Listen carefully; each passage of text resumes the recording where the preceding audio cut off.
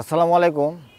আমাদের অনেকেরই বীর্য ধারণ ক্ষমতা একেবারেই দুর্বল। কারণে অকারণে বীর্যস্খলন হয়ে যায়, বীর্যের সর্বনেশে ক্ষয় লেগেই থাকে।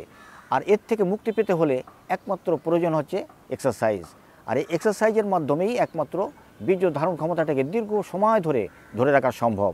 প্রত্যেকটা বৈজ্ঞানিক তারা প্রমাণ করেছে যে একমাত্র এই ব্যায়ামের মাধ্যমেই এটাকে সবচেয়ে শক্তিশালী করে রাখা সম্ভব। লক্ষ্য করুন যে কোন ব্যায়ামের মাধ্যমে। এখন আমি আপনাদেরকে ব্যায়ামটা দেখাবো। প্রথমে আমরা ঠিক এইভাবে বসবো।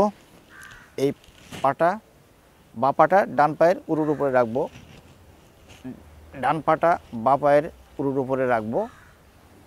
ঠিক এইভাবে সোজা হয়ে মেরুদণ্ডটাকে সোজা করে রাখবো। এখন আমি নিঃশ্বাস নিতে শুরু করব। প্রতিটি নিঃশ্বাসের সাথে একবার করে গুহ্যদ্বারটা কুঞ্চন হবে, একবার বন্ধ করব এবং একবার খুলে দেবো প্রতিটি নিঃশ্বাসের সাথে। এবং আমরা এইভাবে 6 বার পর্যন্ত নিঃশ্বাস নেব, টানতে থাকবো, নিতে থাকবো। শুরু করুন।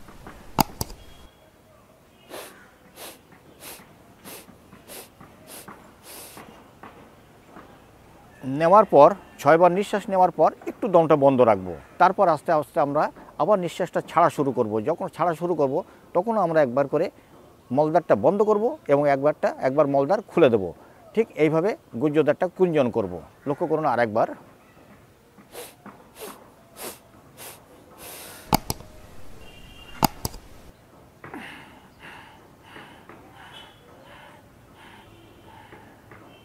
ঠিক এইভাবে আমরা 6 বার পর্যন্ত করব।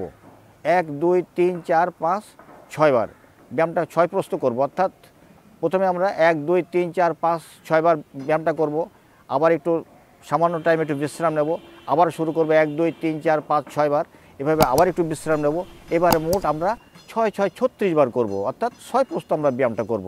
প্রত্যেকে আমরা চেষ্টা করব ঘুম থেকে উঠে 1 গ্লাস পানি খেয়ে আমরা ব্যায়ামটা করার জন্য। অন্য সময় যদি আমরা করি তবে খাওয়ার ঠিক 2.5 থেকে 3 ঘন্টা পরে আমরা ব্যায়ামটা করার চেষ্টা করব।